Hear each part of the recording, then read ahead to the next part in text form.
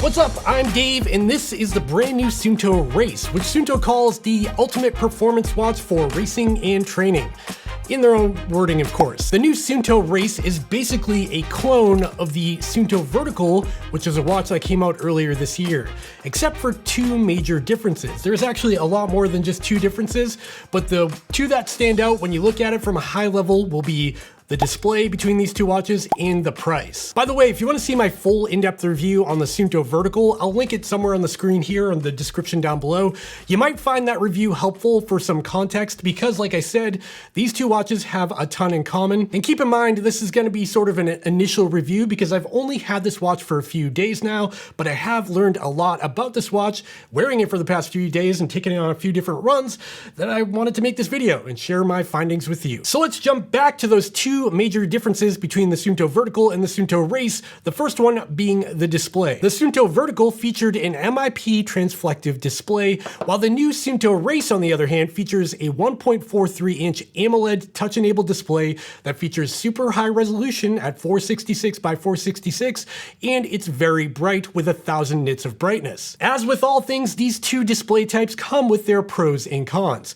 The MIP display on the Suunto Vertical is better on battery life, which we'll talk about later in this video, and inherently it is a true always-on display because this watch never turns off its display, it stays on 100% of the time. The MIP display on the Suunto Vertical is also very easy to read in direct sunlight because it's kind of like an e-ink display you'd find on a Kindle or something like that. Another advantage to the MIP display, if you want to call it that, is that it's less distracting because it's not a bright, vibrant display. It doesn't like glare at you when it's on your wrist. It doesn't tempt you to look at it. It's just kind of there, and it's more akin to kind of a classic analog watch, even though it's still a digital watch face. Of course, there are some downsides to MIP, even though there's some advantages, and the biggest downside is that it's just not very exciting to look at unless you're in direct sunlight. As you can see here, when the backlight turns off, it's pretty dull, it's pretty hard to read in an indoor environment, and even with the backlight on, it's got pretty low contrast and it doesn't have a ton of colors to work with. The AMOLED display on the Suunto Race, however, is much brighter, it's much more vibrant, it's a much more modern feeling experience because it's a lot like using a smartphone. Another thing to mention is that these days with modern AMOLED technology like what we have on the Suunto Race,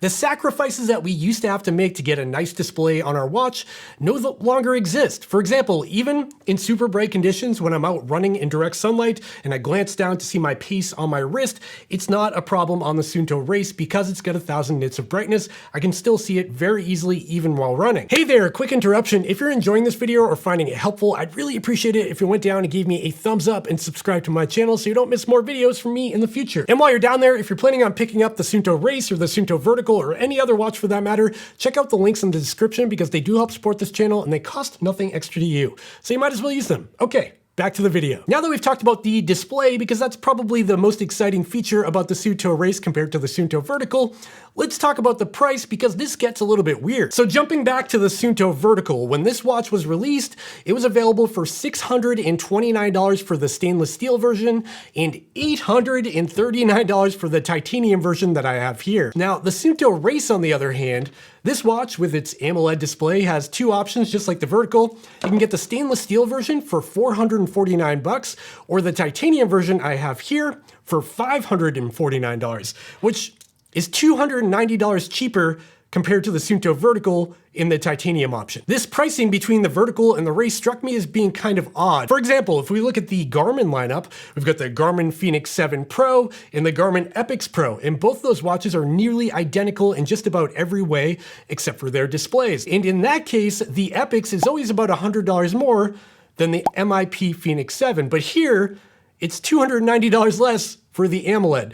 Why is that? To answer that question, we're gonna have to wait till the end of this video where I dive a little bit deeper here, but for now, just put that on the back burner. I should also note that even though there's two versions of the Suunto Race with titanium and stainless steel, the watch is functionally exactly the same. It has the same exact features, same build quality, except for their materials being different, and they both have a sapphire lens. And that kind of leads us right into the hardware and the design of the new Suunto Race. So like I said before, on the left, I've got the Suunto Vertical and the titanium version, and on the right is the titanium Suunto Suunto Race.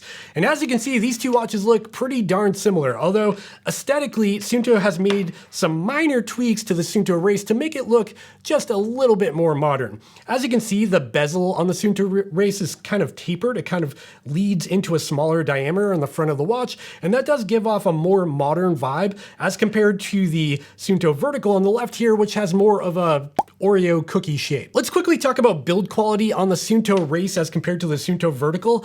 They're virtually the same, and that's to say the build quality on the Suunto Race is class leading for this price point. Honestly, I don't think there's another watch on the market that's built quite as good as this for under $500, because a lot of the competition in that sub $500 price point are mainly made out of plastic or aluminum or something like that. And here we're getting stainless steel or titanium in that $500 price range, which is kind of wild. I get that $500 is not a cheap watch by any stretch of the imagination, but this watch feels much more expensive than a $500 watch. And of course, on the topic of build quality, the Suunto Race is waterproof or water resistant to 10 atmospheres or 100 meters, just like the Suunto Vertical. So you can go swimming with it, you can go in the pool, you can take it in the shower, whatever you want to do, it should be fine. When it comes to the physical size of the Suunto Race, it's a big watch, just like the Suunto Vertical was. They're both 49 millimeters in diameter, and they're both about the same thickness. Suunto Race comes in at about 13 millimeters thick. And just for reference, I've got some other watches on the table here we can compare to in terms of size. All the way on the left, we've got the Quirks Vertix 2, which is a larger watch. I think this is 51 millimeters in diameter. Then we've got the Suunto Race here. Then we've got the Apple Watch Ultra 2 here. And all the way on the right is the Garmin Forerunner 965. And this is what the Suunto Race looks like on my 165 millimeter circumference wrist. In terms of comfort, I can wear this watch all day and all night without an issue. It's designed well, so it kind of sits on the wrist in a very comfortable way. And the included band is very comfortable as well. Speaking of the included band, as you can see here on the back of the watch, this is an industry standard 22 millimeter quick release band, so I can pop it off very easily and put any other kind of band on there that I purchased from Amazon or even from a competitor like Garmin. Even though the band is easy to swap out, I honestly really like this band. Like I said, it's very comfortable, but it also looks really nice with this watch, and it's got tons of ventilation with all these holes in it, which means it doesn't really trap moisture underneath it, which I do appreciate. And because of those holes, it's also very stretchy, and I like that as well. Flipping the watches back over, you'll notice one more similarity between the Race and the Vertical, and it's that they share the same exact charger. It is a USB Type A charger. Unfortunately, I wish it was Type C, but decent charger overall. And again, another similarity between these two is that they both feature the same optical heart rate sensor on the back of the watch here. That does have an SpO2 sensor for blood oxygen saturation as well. And in terms of accuracy in my testing so far, like I said, I've only had the watch for a few days. It hasn't been perfect. To be fair to the Suunto Race, you also notice that if you went back and watched my Suunto Vertical review, that I didn't get great results from the heart rate sensor on this watch either. So I think it's something to do with the design of the actual sensor or maybe the size of the watch. But in my testing so far, comparing it to other similar watches and also an ECG chest sensor, I was not getting great performance from the optical heart rate sensor. Keep in mind, this is still early days. I've only had the watch for a few days. I've only taken it for a couple of runs, but in both instances, I didn't get very consistent heart rate accuracy from the sensor on the back of the watch, even though it was strapped down pretty tight on my wrist. With all that heart rate sensor blabbing out of the way, let's move into the next topic, and that's going to be the buttons on the Suunto Race versus the Suunto Vertical. As you can see, this is another area where there's been a departure in the design. On the Suunto Vertical on the right here, we had a 3-button layout. There was a top button, middle button, lower button. On the new Suunto Race, it's a bit different, where we've got a top button, we've got a digital crown in the middle, and then we have the lower button. This makes navigating the user interface on the Suunto Race much easier by simply rolling the digital crown. You can see that I can scroll down the menu and up the menu. Another difference here is within the user interface, and we'll talk about that in a minute, but the digital crown is quite useful for one other reason, and it's that we finally get a dedicated back button, where on previous Suunto watches, like the Suunto Vertical here, you'd have to swipe back on the screen to go back through the menus, or long press the lower button to use that as a back button. Speaking of that digital crown on the Suunto Race, there's also another area where that becomes very useful along with the AMOLED screen, and that's in mapping and navigation. The mapping and navigation feature on the Suunto Race is exactly the same as the mapping on the Suunto Vertical. The same exact maps, the actual base map is the same, and the same user experience where the maps don't come preloaded on the watch. You have to actually download them from the Suunto app and load them onto the watch for your region, and the map just looks so much better on the Suunto Race as compared to the Suunto Vertical because of that AMOLED screen. And again, because of that digital crown, you can simply roll the digital crown while you're in the map view to zoom in and out while you're panning around with your finger, which just makes the user experience much easier. Now that we've talked mapping and navigation in that experience, let's talk globally. The entire user interface is different on the Suunto Race. Where previously on the Suunto Vertical, it was sort of a side-scrolling user interface where you had to scroll left or right to go through all your widgets. Now everything is a vertical layout, which lends itself to that digital crown we just talked about. The vertical scrolling widgets on the Suunto Race is a little bit more user-friendly now because you've got these truncated widgets that you can scroll through and get more information at a glance as compared to scrolling through the full page widgets on the Suunto Vertical as before here. On top of that, they've also just overhauled all of the graphics within the user interface on the Suunto Race, and that's just really to make use of the increased amount of colors and contrast that you get on this AMOLED display. So each one of these widgets has this kind of like nice gradient background to it. You've got a colorful icon next to each widget. Another user interface update on the Suunto Race is that you can now pin a widget. So for example, if you wanted to pin any of these widgets that you see here to access them quickly without having to scroll down and find them, you can now scroll right from the watch face and access your pinned widget. For example, here I have my music widget pinned so I can swipe over and play and pause my music or skip a track without having to dig my phone out of my pocket. Speaking of smartwatch features, if I dive into the control panel here and scroll down, you'll notice a couple of new things here as well. First up is a flashlight. This is a pretty useful feature, especially with an AMOLED watch, because as you can see, it gets quite bright. And in a dark room, if you're trying to find your keys in movie theater or something like that, this works just great. Another new feature in the control panel is there is now a Find My Phone feature, which will allow you to ring your phone. It's my phone ringing if you lose it. So if you've dropped it in the couch cushions or something, you can now find it very easily. These are minor things, but they're little things that are quality of life improvements, and it's nice to have. Let's jump back into the widgets on the Suunto Race, where I want to talk about the training tools and wellness tools, because again, these are very similar between the Suunto Vertical and the Suunto Race, but there have been some improvements on the Suunto Race where it does allow you to view more information on the actual watch instead of having to dive into the app on your phone to see all this data. If we scroll down to something like the sleep widget here, you can see that I'll get a lot more information. So here's the total sleep duration, 5.5 hours or 5:35.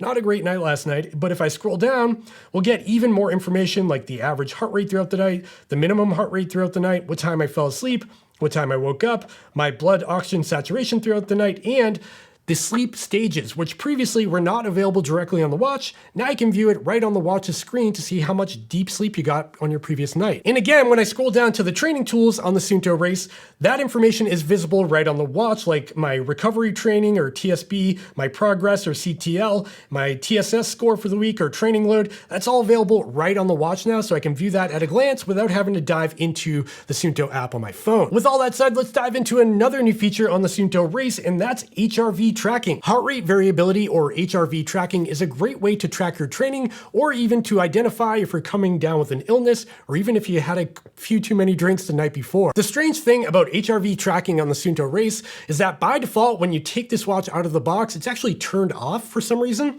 and it's kind of tied into the sleep settings. So when you get the watch, you have to make sure to go in there and turn it on, which I did not for the first couple of days I was wearing this watch, so I have limited data available here. With HRV tracking on the Suunto Race, you sort of get 3 bits of information. First up, you'll always get your previous night of sleep HRV. However, after you wear this watch for more than 3 days, after you sleep with the watch for 3 days, it will add another metric for your effective weekly average. And then after that, when you sleep with the watch for 2 weeks or 14 days, it'll establish your HRV baseline. And that'll give you an idea if you're trending up or trending down, if you're deviating from your HRV to let you know if you're overtrained or you're sick or whatever. At this point, we've talked about a bunch of new and exciting features on the Suunto Race. And if you're a current existing user of a Suunto Vertical, you're probably a little frustrated by now because you bought this watch not long ago and there's a bunch of new features on this watch. The good news is it seems like Suunto intends to take all of these new features from the Suunto Race, including the new user interface and the new widgets and HRV tracking and all of that,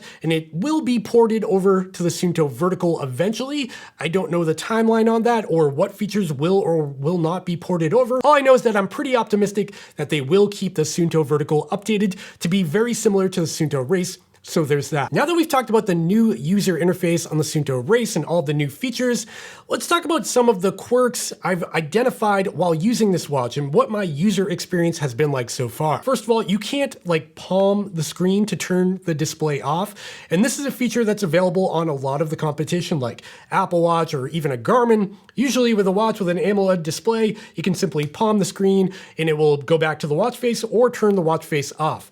You can't do that here, even though it does seem to have an automatic brightness sensor that should allow you to do that. It's not available. So hopefully they can add that in a firmware update. And the final user experience quirk I want to mention here is something you've probably already noticed so far, and you're probably waiting for me to address it. So let's do that now.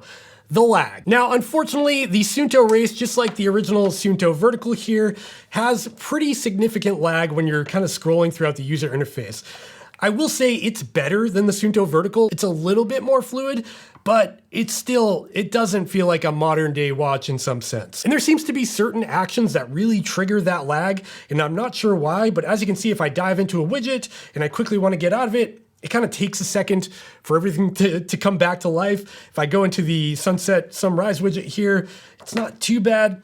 But the lag is noticeable, and in 2023, when we have things like Apple Watches and even Garmin watches, which are pretty fluid by today's standards, you do notice it. Now, is that lag a deal breaker? Not really. I will say after using the watch for a few days as my primary wearable, I got used to it. It's not something that really bothered me anymore. But if you are someone who's coming from an Apple Watch and you want something with more battery life and offline mapping and stuff, and you get this watch, I can promise you it will be something you'll notice right off the bat. That lag might be a result of the CPU or processor they're using to maximize battery life, so let's talk about that now because the battery life on this watch is quite good. The Suunto Race with out-of-the-box settings and default configuration will get you about 12 days of use on a single charge without doing any activities, and that's with the all-day heart rate sensor turned on, which is pretty solid for an AMOLED watch. And it's equally, if not more impressive when it comes to GPS on battery life. With its highest accuracy GPS setting, you can get about 40 hours of use with multiband dual frequency GPS enabled. 40 hours of use is pretty solid. That's enough to run a 100-mile ultramarathon or do several marathons. That's a lot of battery life. These battery claims in my testing so far do seem pretty accurate. Another thing that's looking pretty promising is GPS accuracy. This watch, just like the Suunto Vertical here, has a multi-band system. So it's got dual frequencies, the L1 and L5 frequencies, which is kind of the gold standard when it comes to GPS accuracy on these watches. And just like on the Suunto Vertical, in my testing so far, the Suunto Race is doing a bang-on job when it comes to GPS accuracy. I've been out on a couple of runs, also wearing the Garmin Forerunner 965, which is another multi-band watch, and in most cases, the Suunto Race is actually outperforming the 965, which I thought was one of the best on the market right now. This is doing a pretty solid job. No complaints when it comes to GPS accuracy. Again, further testing is needed, but looking pretty good. Okay, now I want to talk about a topic that I mentioned at the start of this video, and that is, why is this watch so much cheaper than the Suunto Vertical when it's basically the same, if not better, in some ways? Well, I think this all boils down to 7 factors, and these are probably the 7 deciding factors you'll have to face when you're trying to make a decision between these two watches. The first is going to be battery life and solar. The Suunto Vertical has insane battery life, probably one of the best I've ever tested on this channel, with over 30 days on a single charge, and in a GPS activity, you'll get 60 hours in its highest accuracy setting, which is insane. And of course, the other thing to consider is that the Suunto Vertical is solar powered. So if you do a lot of activities that are out in direct sunlight, you're somewhere in the desert or something, you could benefit from that solar panel on the front of your watch. The second deciding factor would be the MIP or AMOLED display. Which one's right for you? That is up to you to decide. I personally like AMOLED, but I know a lot of people who just really dig that MIP display, so that's the next deciding factor. The next one is going to be the digital crown versus the buttons. Again, subjective. You might like buttons more. I like the digital crown. Then we move into some more nuanced differences between these two and what might make up that price difference. On the Suunto Vertical, it's made with grade 5 titanium if you choose the titanium model, where on the Suunto Race, it's just made with plain titanium, and they don't specify what grade that is.